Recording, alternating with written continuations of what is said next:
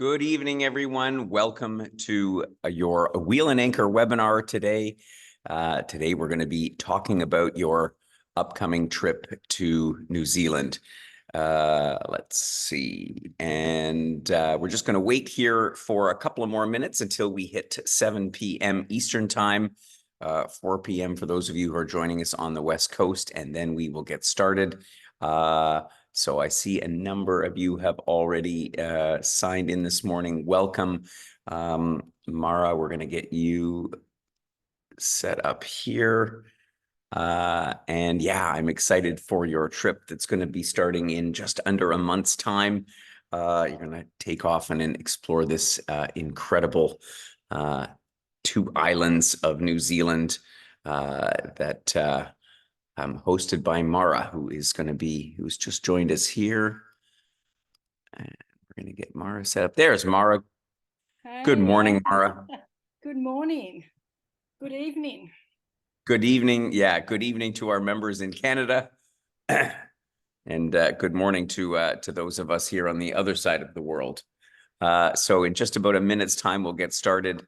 And we will share with you everything you need to know to get ready for your trip to New Zealand. That is, going to happen very, very soon. So, and get all those questions ready as well. We had a couple of questions come in by email. We'll address those at the end as well. So this is the time to make sure that you have everything prepared for this amazing trip. So, yeah, I'm just excited. Pardon me? I said, I'm excited about going to. Yes, I bet. Yeah, it's an exciting trip.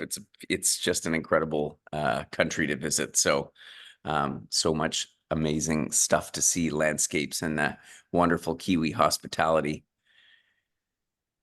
Okay, it is 7 o'clock. So good morning, everyone. Kia ora. That is how they say hello in New Zealand. Welcome to your pre-trip webinar for your upcoming trip to New Zealand, March 13th to April the 3rd, 2024. Today, we are going to, first of all, I'm going to introduce your host, and then we're going to talk a little bit about what you need to prepare for your trip to New Zealand, what's going to happen when you arrive into Auckland, and we will touch on the itinerary without going into any great detail. You've probably read it over a number of times. I can tell by some of the questions that have come in that some of you have been very carefully researching all the aspects of your trip, which is great. The more you prepare, the more you can get out of it. And we will answer your questions at the end. First of all, a warm welcome this morning to our wonderful host, Mara Isaacson, coming to us from Australia. How are you doing this morning, Mara? Hey, I'm good. It's hot here. I live in the subtropics and it's hot. Yeah. Yes, exactly. So nice hot weather. Those of us, those members coming in from Canada will be delighted to hit some warmer weather in New Zealand next month. Mara has, well, you've recently hosted some trips to us to Morocco and Croatia. I did Morocco for a month, 2 trips, and I did Croatia and Slovenia, and I loved all of them. They were fantastic. Yeah. Yeah. And I So know our members. I'm looking forward to New Zealand, actually. Yeah. Yeah. Our members loved you on those trips. And I seem to recall that you threw in a couple of yoga sessions in there. I did. I always try to get at least one yoga session, teaching a yoga class in, depending on the hotel or where we're staying. Yeah. Of course. So as you will note, Mara is you're still obviously actively teaching yoga in addition to hosting trips here and there, right? Look, I do fill-ins just at the yoga studio down here in Lismore where I work. Yeah. When I'm home from the tours, I teach. Yeah. Beautiful. So as I say, you're going to have a wonderful time with Mara. Just a word about our Mara as our host. To clarify for our members, we've had some questions about, what is a host? Other companies refer to this person as a tour manager or tour escort. In our case, I think it goes a little bit beyond that because, of course, at Wheel and Anchor, we're about connecting travelers to each other, to each and every one of you that's on the trip, as well as to some of the locals. So, I mean, the host is there first and foremost to make sure you have a seamless experience, to resolve any problems that may come up. When there's travel, there's always issues and problems that come up. And of course, we try to be proactive about that, anything that might crop up, so that you don't even know that a problem existed in the first place. But also to inspire you and make sure that you get the most out of your trip. On that same note, though, your host is not your local guide. We obviously have local guides throughout the tour in New Zealand that will disseminate all the information locally about about the culture, about the history, the landscape, all the facts and figures, if you will, about New Zealand. That will be the role of our guide. Your host is also not isn't really a personal concierge. If you have specific things that you want to do over and above the program, obviously Mara will do her best to point you in the right direction, but is not there to make individual bookings or anything like that. But we'll certainly do her best to get your questions answered.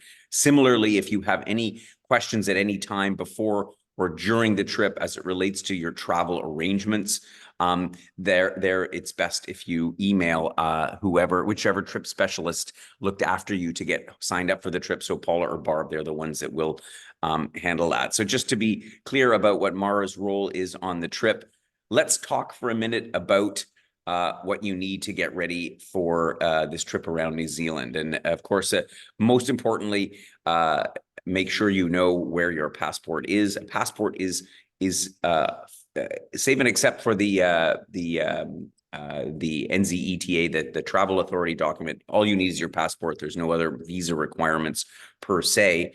But and on that note, with your passport, you've probably done it already. We always tend to take a look, but make sure that your passport is still going to be valid for the whole time that you're away on the trip. That's obviously important. Check the expiry date. I would make a photocopy of your passport if that's convenient, or at the very least, make a picture on your phone. It's always good to have that detail in a separate place. God forbid anything should happen. Nothing will, but better to be safe than sorry, in my view. To get into New Zealand, you do need to get a so-called New Zealand Electronic Travel Authority.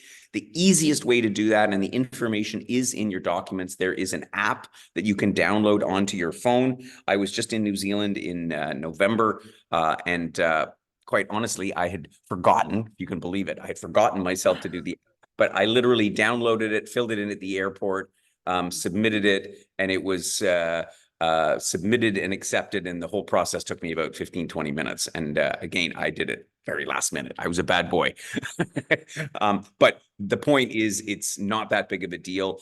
There is a web application as well. Some of our members, somebody had commented that they thought it was a little bit more cumbersome. So just download the app. As you say, you'll find the link in your pre-trip information documents, and just get that settled. And there is a fee to process that. I think it is 35 New Zealand dollars, if my memory serves me correct. So you'll have to have a credit card on hand. And this is becoming more and more common. Of course, people coming to Canada also have to pay a fee if you're not from the US. So if you take care of that, then you'll be all ready to go. And that is really all you need for in advance as far as documentation is concerned. Just remember, though, please also, you don't necessarily need to print your air tickets in this day and age, but if you have it electronically, but I know some people feel comfortable having that printed copy of the e-ticket with all the details on it, because it's, for some easier than sort of fiddling around on your phone. So let's talk about packing. Mara, you're even much more familiar with New Zealand than I am. We're heading over, obviously, in March, next month. March is the end of summer. Of course, being in the southern hemisphere, their climate is reversed from what we have in the northern hemisphere. And so the temperatures will vary quite dramatically, because we're going from the North Island. We're starting obviously up at the capital in Auckland at the start, and then we're going to end up down in the very south, down in Queenstown and Christchurch on the South Island. And there is definitely a temperature difference because we're covering quite a bit of ground. But generally speaking, you can expect temperatures in the high teens to low 20s on the North Island and around Auckland. And down in the south, on the South Island, it'll be a little bit cooler. Your temperatures are likely to hover in around, the mid to high teens during the day, and it can be cool at night. This time of the year is when some of the rains start to come back. Not a lot, but you could probably expect that, you will get some rain along the way. That being said, you could have brilliant sunshine the whole time. One never really knows with the climate these days. I live here in Thailand in the middle of dry season, and it's rained for the last 3 days. Who knows? Hey, look, I wouldn't. I would say it might even be warm enough to swim in the Bay of Islands. Do you know? Because it's a different climate there. It's like a microclimate there, and hopefully it will be warm enough to swim because it's absolutely beautiful up there and beautiful beaches. Exactly. So take your swimwear for sure. That's something to keep in mind. The dress is casual, right? In New Zealand. Very, I mean, there's very casual. Yeah, exactly. So the most important thing is we say on all trips, bring layers and bring things that you can easily, stuff in a light waterproof jacket, or a cardigan or something like that into your day pack, in case you get some weather fluctuations, in case you get a shower passing through. It's pretty common knowledge, I think, for most travelers. But they like to say in New Zealand that you can get 4 seasons in one day. Being that it's summer, it's unlikely you're going to get winter. I hope not. But you certainly want to be prepared. And as well, obviously, footwear is important. I always urge, good shoes. We're not doing any like serious mountain hiking or anything like that. You don't need mountain boots. But good shoes with good treads is important, because for most of our members, you'll end up doing more walking than you do on average. And I know some of our members walk a lot. They walk on average 10,000 steps a day. So you'll be well prepared for the trip. But having comfortable shoes, and ideally not brand new shoes either. If you buy a brand new pair of shoes now, then make sure you walk in them quite a bit just to get them worked in, so that it's not something that you have to think about. On the boat excursions that you're going to be doing, you again definitely want to have that extra layer, because the sea breezes can be quite cool. And flip-flops are always good as well for going on the boat excursions. You don't necessarily need multiple pairs of shoes, but a solid pair of day shoes, and then maybe some light flip-flop sandals or something like that would come in handy. Sun protection is always important, right, Mara? Definitely. Yeah. So keep that in mind. While you're doing all your packing, I mean, I always suggest pack light. Even though you're coming for an extended trip, and, there are different layers and so on and so forth, but there's no fashion show here. There will be the opportunity to do laundry at the hotel or perhaps elsewhere along the way, because, we do have stops for a couple of days in many of the spots. Keep in mind that we have a domestic flight here from Rotorua to Christchurch. And on that flight, you have a checked baggage allowance of 23 kilograms, which will, for most people, be the same as what your baggage allowance is coming over. But if you're one of those people that has a credit card or something, and then you can get a second bag, but keep in mind that, if you have more than one checked bag, there will be an extra baggage fee for that domestic flight. So do keep that in mind. Couple other things to remember. Of course, bring your mobile phone. And if you've been on a wheel and anchor trip before, you'll know we use an app called Telegram, and I'll tell you about that in just a minute, to communicate. Mara will be sending messages out to you, reminding you of any updates to the itinerary or anything that comes up that might change, or any opportunities that come up that she finds out about if she hears about, a concert or something going on in a town that you're passing through. Then the easiest way for her to communicate with you is via Telegram. There are then 2 options with your phone as it relates to the SIM card. You can use your SIM card from home, of course, and you can use the Roam Like Home function, or whatever the different cell phone companies at home.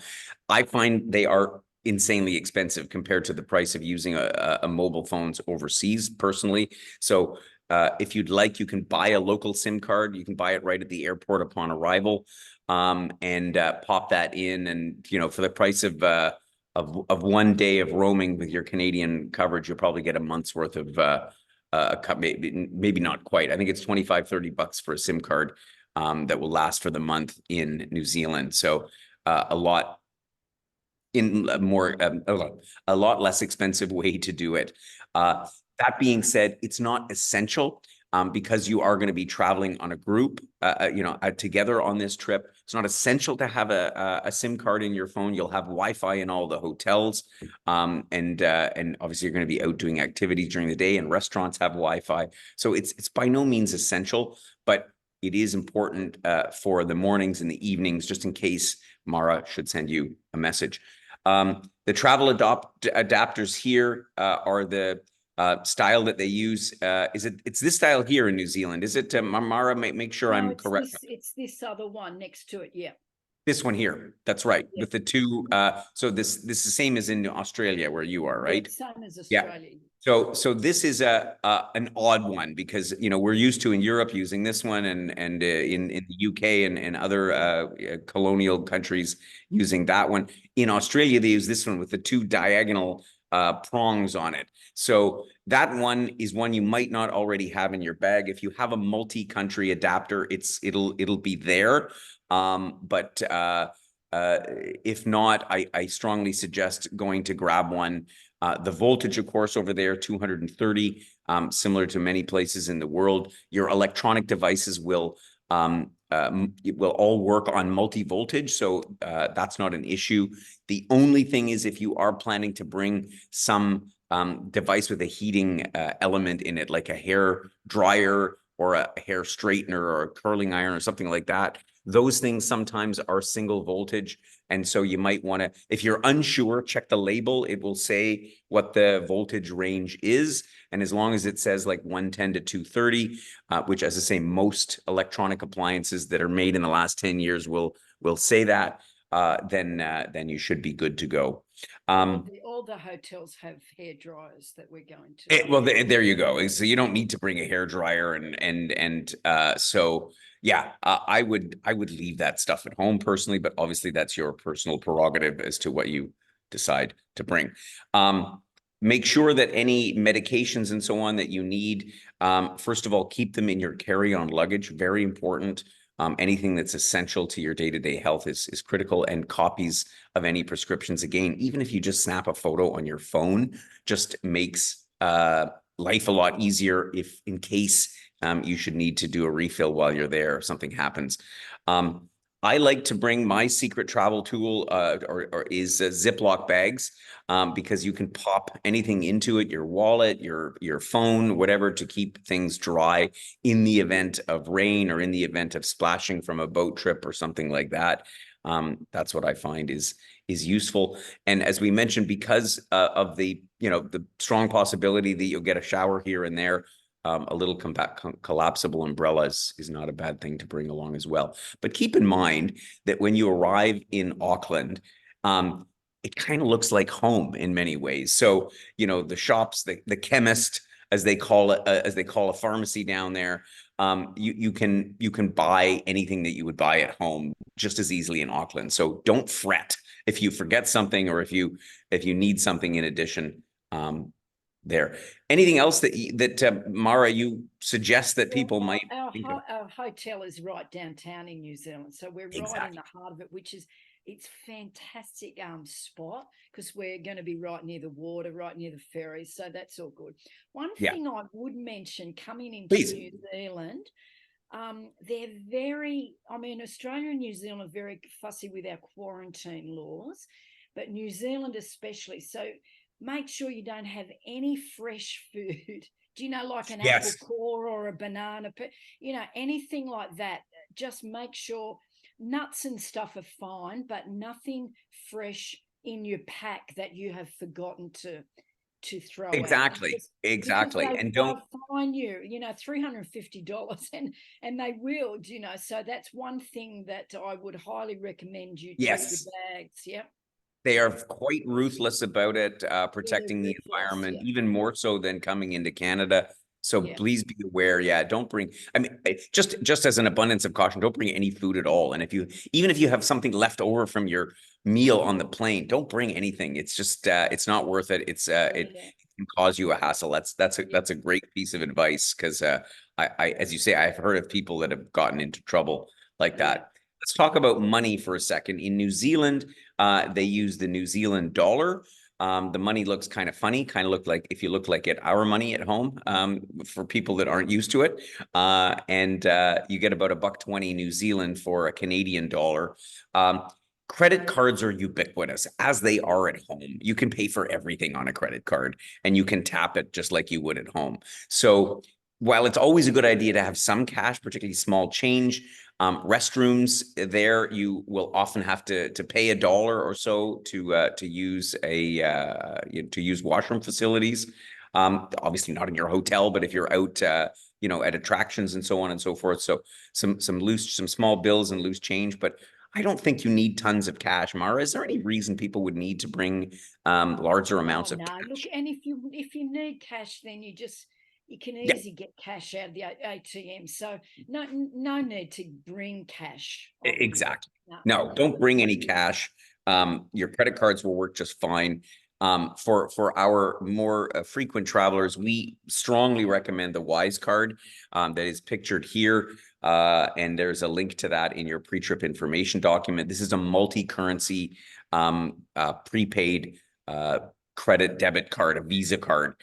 Super handy. I tell you, I don't know how I would live without this thing, because you can, switch currencies back and forth. You can shoot money to other people that have the Wise card instantly, and you can withdraw up to the equivalent of 350 Canadian dollars with no fees, unless the ATM charges fees. But the ATMs in New Zealand don't charge fees. Like at home or in Europe, sometimes they'll go and be like, it's like €4 to withdraw cash from the machine. Most ATMs in New Zealand don't charge for that. So if you use a Wise at home, if you use your bank card, unless you have some kind of special deal, and I don't know of too many, they'll charge you a fee as well. So next thing you know, you're paying lots of fees to use the ATM. That's why Wise is really good. That's our recommendation there. Let's talk about Telegram for a second briefly. You probably have read through the Telegram instructions in your pre-trip information document. This is an app that is very much like WhatsApp. If you've used WhatsApp or Facebook Messenger, or something like that, works basically the same. And so we use it at Wheel and Anchor because most of our members, at least unless they've been on a trip, have not used it before. And that way it's a little bit separate from your WhatsApp contacts and all the rest of it. It's private. You don't even have to share your phone number. And you can be then in communication with Mara and with the rest of the group throughout the trip. We'll set up a dedicated group channel where Mara will send messages about anything that's going on. And as I say, it's simple, but I know that some of you, myself included, can be a little technologically challenged. So if you please download it, set it up on your phone. If you have troubles with it, then just grab a family member, who is from the next generation down or 2 generations down. And I'll tell you, they'll have it set up on your phone and going in minutes. And it's really important, that you set it up before you leave, because there are some authentication codes that may be necessary. Yeah, And we also sorry. sorry, It's handy go ahead, for number. me because I've heard from a few people already, but There you it's go. handy for everyone to text me before you leave Canada. So then if you get into any hassles with once you're in New Zealand, then you'll have my Yeah, details. Yep. yeah, exactly. You'll be connected to Mara already. You can just fire her a message and saying help. And of course, there's Wi-Fi in the Auckland airport, and likely at whatever connecting airport. So even if you don't, turn your data on or whatever, you can always get a hold of Mara if you've got Telegram set up. So it's really helpful. Do as well as another tip. Bring along your Gmail account password. If you're somebody that uses Gmail, we also do a shared photo album that is through Google Photos. It's kind of the most ubiquitous one. And so it's a good idea. If you have a Gmail account, most email accounts will also have, how should we say, Gmail rights, but if you're not sure, just sort of check that out and bring your password with you somewhere. Again, take a photo of it on your phone or just write it down in case you need that, so that if you for some reason get logged out, you can log back in again. We've had that issue on a couple of trips. Good. That's all about that. Just a couple of points on health. First of all, just a quick mention about smoking. Our trips are non-smoking. So if you are a smoker, we just ask that you smoke away from group members during outside of excursions, but during any time that you're together with the group, so all meals and activities and excursions and so on, will be non-smoking. And apart from that, if you at any point during the trip find yourself a little bit ill, if you get a cough or you're sneezing or any kind of symptoms at all, please let Mara know. And we ask you, please, in the interest of all of your fellow members, that you wear a mask. You're going to be driving around in a minibus for the whole time that you're going around. And not to mention being around other people. It's just a responsible thing to do. It's probably nothing. It might be just a passing, a quick flu or a cold or something like that. If you do catch anything, just please wear a mask. It just makes everybody else feel comfortable. That's much appreciated. That's all we need to say about that. So we can get in briefly to talk about what's going to happen on arrival. Before you leave is the most important time to check your phone, your emails. Your airline will message you if there is an anticipated delay, particularly in that last 12 hours before the flight. If the plane that's coming in is delayed, so you're going to be late to have a delayed departure that might risk your connection or something, keep an eye on that. The most important thing is if you're going to miss a connection that's going to have you come into Auckland. So let's say you're flying from Toronto to Vancouver and Vancouver to Auckland, for example, or you're flying via Hong Kong, or I don't have all of the flight details of everybody in front of me here. But if you're not going to be on the flight that you're supposed to be on, it's critical that you send a telegram message to Mara so that she can be in touch with our local driver and so that they can rearrange your pickup time. So that's most important. You don't necessarily need to let us know if the flight is 10 minutes late, because we'll know that the flight is late. As long as you're on it, that's what we won't know, because we have no way of finding out. It is a long trip to New Zealand. I'm sure you figured that out by now. So, and the time difference is extreme. It's, for most people, it's the biggest time difference they'll ever do, right? It's 18 hours to Eastern time zone. So I strongly recommend considering the Jetlag app, which is called timeshifter.com. One of our other hosts, Amber, started using this a couple of years ago and absolutely swears by it. It does require that you adjust your schedule already a few days before departure, but it will make a big difference to you being able to be to sort of combat the effects of jet lag once you arrive. So take a look at that. It's worth considering. Be comfortable for the flight. Drink lots of water. It is a long journey, and the more you stay hydrated, the better you'll feel. That also helps with jet lag. Once you arrive, somebody will be waiting for you in Auckland Airport with a sign with your name on it and or the Wheel and Anchor logo. But keep an eye for both. You know how it is in those airport arrival halls, can be super busy. And then you'll be whisked downtown to the airport, downtown to your hotel, where Mara will be waiting for you and welcoming you there. Anything else I need to say about the arrival? No, I think that's about it. Let's just cover the journey really fast on what's going to happen. We're covering a lot of ground here. As I say, it's going to be really a remarkable trip. We're starting in Auckland. We'll head up the peninsula up to Paihia in the north part of New Zealand. Beautiful countryside up here. In your first days in Auckland, you're going to cross over to Waiheke, which is a very popular spot for local New Zealanders, Aucklanders.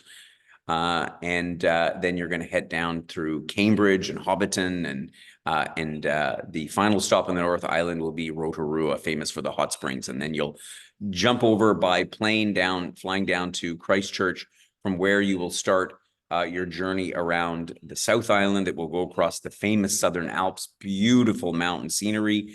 You're going to hit Franz Josef. You're going to be down in Queenstown for a few days, enjoying that adventure center, if you will, out to Milford Sound in the Fiordland area of New Zealand before making your way back up to Christchurch. So that's the overview of the trip. Country. Yeah. Yeah, stunning country. We'll just sort of briefly go through, Mara, and if there's anything that, again, we're not going to cover the itinerary in great detail. You've all read it by now. As I say, you're going to obviously arrive in Auckland, and you're going to be in downtown, right downtown. I love the city. I was just there in November. It's really, yeah, it's a beautiful, colorful city. There's lots to see and do.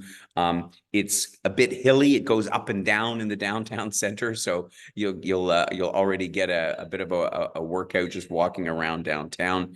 Yeah, a great city to visit. And from here, you're going to get a chance to go up the Sky Tower that you see here, and lots of stuff on the go. As I mentioned as well, you'll do a day trip out to Waiheke by ferry, which is right downtown. And there you'll meet a local guide, and you'll learn all about this place and have a lovely wine tasting experience for lunch. It's going to be fabulous, and you'll get to see how the Aucklanders live. Then you're going to head up north to the area called Bay of Islands. I have not been up here myself, Mara. I think you're familiar with this area. Can they expect up there? Oh, look, it's just beautiful country. It's beautiful beaches. It's pristine up there, and there's lots to do, lots of stuff around the water to do, and yeah, it's lots of beautiful Kari forests on the way. And yeah, it'll be spectacular, and I'd say it will be warm. I'm hoping it's warm enough to swim. Yeah, exactly. And so you've got a whole free day while you're up there. Yeah, we do have a whole free day, so there's many things to do, and there's I think there's some it's been mentioned a few things that you could do on your free day, but we can have a look at that when you get here also. But exactly, there's one of our members had asked about visiting Cape Regina was noted here, but I think it's actually meant to be Cape Reinga. That's going to be not really possible because it's right up at the northern tip of the peninsula. It's about 4.5-hour drive away from Paihai. So that's going to be a bit too far to embark, but you'll find lots of things to do while you're enjoying the Bay of Islands and Russell, and yeah, this whole area up here is just so lovely, and Bay of Islands, and you'll get out on a boat, and lots to see. You're then going to head down towards Hamilton and visit the amazing Hamilton Gardens that are outside of Cambridge. So on your way to Cambridge, actually, you'll stop in there. And this is really one of the most incredible gardens anywhere in New Zealand. I think a question had come in there with regards to Cambridge, if it was going to be possible to visit the glowworm farm again. And with this program, we don't, at this time, we don't really have the time. It's about an hour outside of Cambridge, a little bit too far away to be able to do in the time that's available. Believe me, there's a lot of other exciting things that we have included in the program. This is the problem always with going to a place like this. You can't do everything. You need to have 3 months to be able to see everything that there is. But what we are going to show you is going to be amazing. You'll visit Matamata, which is the Hobbiton movie set. Very famous site while you stay in Rotorua for a few days. And Rotorua is really all about the center of Maori culture. And, the one amazing thing that I've always admired about New Zealand is the fact that they have really worked together with the Maori. They're part of society. You'll see that the signs in New Zealand are written in English and in Maori. So it's they've embraced their indigenous heritage. much better than, you know, most other places. I know in Australia, just as in Canada, there's been challenges with native rights and all the rest of it. But in New Zealand, they are sort of, I think, a model for that. So you'll learn all about the Maori culture, and of course enjoy Rotorua. And someone asked as well about the Polynesian hot pools. And whether it was time to do that. Yes, absolutely, you can do that. And they have a big complex there called the Polynesian Spa. You can go to their website. If you just Google Polynesian Spa Rotorua, it will come right up. And there's a number of different things. If you want to spend a good chunk of the day there, you can do treatments and so on. If you want to do a special package, it's probably wise to pre-book that. But otherwise, if you just want to go and enjoy the baths, you could just show up on the day, and I think it's not a problem. Have you been there, Mara? Have you? You know, I haven't, but I've been to Rotorua, but I haven't been to the pools. But I'm definitely going to the bar, to the hot tub this time. There you go. So Mara will take you in for definitely those that wish. if anyone wants to join. Yeah. Exactly. So then after the first 10 days, you'll jump from the North Island to the South Island by flying down to Christchurch, as they say, as the caption says here, the most English city outside of England. And as you may recall, this about 10 years ago, 13 years ago, they had earthquakes here that really devastated the town, but they've done an amazing job of rebuilding. So you'll get some insight into all of that, and a little ride on the River Avon, and it's and you'll have again another whole free day here. So the lovely thing about this trip is that there's lots of time to just enjoy and, you know, stop and smell the roses, as it were. It's really, really important philosophy of ours on our trips. And you'll get a totally different perspective of Christchurch in that area as you go as you spend the 3 nights there. You'll take the train, the Transalpine Rail trip across. You see the little train in the corner here that goes across the country into Franz Josef. Super, super scenic. Actually, you're going to get off part way and get back onto the bus to see a different part of the landscape as you make your way down into Franz Josef. Then, of course, you're down to Queenstown, and you've got 4 whole nights here. This is so well. The picture, I think, says more than I can say about Queenstown. It's a beautiful town. We did a live away program last year, so our members spent 2 weeks here. They loved every minute of it. And there's so many activities that both included in our program that will give you a sense of the town. Visiting up Arrowtown, for example, which is a gold rush town that is nearby, and also heading out to Milford Sound in the so-called Fiordland part of the country. So this is the spectacular coastline that New Zealand is so well known for. You have the option to do a helicopter flight around while you're there. So there's really time again to see it from all different angles. Then finally, you'll head up towards Mount Cook, which is the highest mountain in New Zealand. So again, very dramatic landscape. This is really, you know, when you see picture postcards of New Zealand, this is the territory that you'll see, and the landscapes are absolutely beautiful, as you can see by the photos. And this will take us back around to Christchurch, where we will end the journey, and from where you will fly to your onward destination or back home to Canada. And you'll, I'm sure, by this point have great memories of New Zealand and what it's all about. So on that note, it's time to take some questions. And I think a couple have come in already. One of our members asked if Millie asked if anybody is going to Sydney before the tour. So if you are going to Sydney before the tour, maybe put a note in the chat box and let us know, and I can convey that message. So anybody that's on the webinar that's going to Sydney, please let Millie know. And she also, she wants some info on Sydney. Yeah, exactly. You can drop a text tomorrow. Obviously, she's from Australia, so can give you some info about that. Then also another question is about the New Zealand Traveller Declaration. Do you need to declare walking poles, running shoes? No. The only thing is when you see the declaration, it's really only anything that would be a concern for them that you know, like agricultural products or liquors or anything like that that are in excess of the allowance. If you read the document carefully, you'll see you don't need to put in stuff like that. The only thing that they're worried about is, you know, if you bring shoes that have tons of mud on them or something like that. Keep in mind the objective here from the New Zealand authorities is to keep any contaminants out of the country, because we live in very different climates and there's different organisms and all the rest of it. So that's what they're worried about. So it's not crucial as long as the stuff that you have is fairly clean, which I'm sure it will be when you pack it into your suitcase. Janice asked how many people on the trip. We have 10 people signed up for this so far.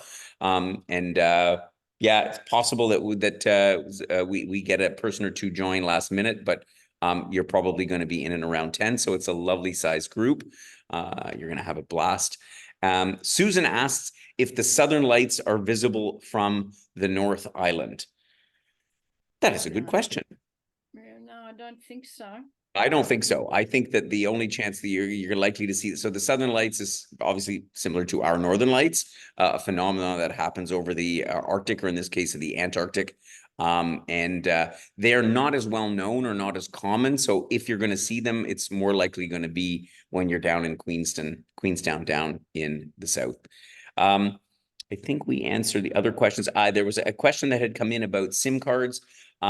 You can get SIM cards locally at the airport or in Auckland. There are also a million different companies offering SIM cards, for international use. We have researched this ad nauseum. I can't say that there is any one that I would recommend over another. They all have pros and cons. It's really a dog's breakfast of SIM cards and availabilities and eSIMs and physical SIMs, and it's a little bit complex. If you find one that's right for you, by all means, go with it, or just if you really would like to get one, just pick one up locally. I'm the person that picks one up in every country, just because I find it's the least expensive option. And then I'm also on a network that I know is going to give me a good signal. Good. And there's heaps of places around the hotel that you'll be able to get your SIM card. We're right in the heart of all that, so that it won't be a problem if you don't get it at the airport. Yeah, exactly. Just a couple other questions that have come in here. If anyone is on the preceding Bali trip, that is a good question. I'll have to look at the list. If anybody is on the webinar today and is currently in Bali, or is joining the second part of the Live Away in Bali, just drop us a note here. Then we can pass that on to Janice. And also Millie asked if Mara's going to invite you to a group in Telegram. Yes, she will do that. She'll set up a channel and a group. The channel's already set up. I've already got a few messages. Okay, so fine. You should have that info already. You should have that info already. If you haven't been invited to the channel already, then just drop a note to Mara, and she'll get you set up and make sure that you're in the Telegram group. And Susan asked about breakfast. Are there set times? Yeah, every hotel will have their times for breakfast. So we'll let you know. Mara will let you know the day before, or when you arrive, when the hotel is serving breakfast, so that we can make sure that you get some breakfast before you head out trip. Yeah, so you'll get that information live. I think that answers all the questions, at least the ones that have come in so far. If you do have any other questions, if you have questions that sort of generally about the information that's been provided or your travel arrangements, again, please drop Paula or Barb an email, whoever got you signed up for this trip. If you have a question locally about New Zealand or what we're going to see or certain things, then the best person is to give Mara a Telegram message, and she will be more than happy to help you out and try to give you some insight and on your questions. So I'm very excited for you. want to thank you for taking the time to join the webinar today and for watching the replay for those that weren't able to join us live.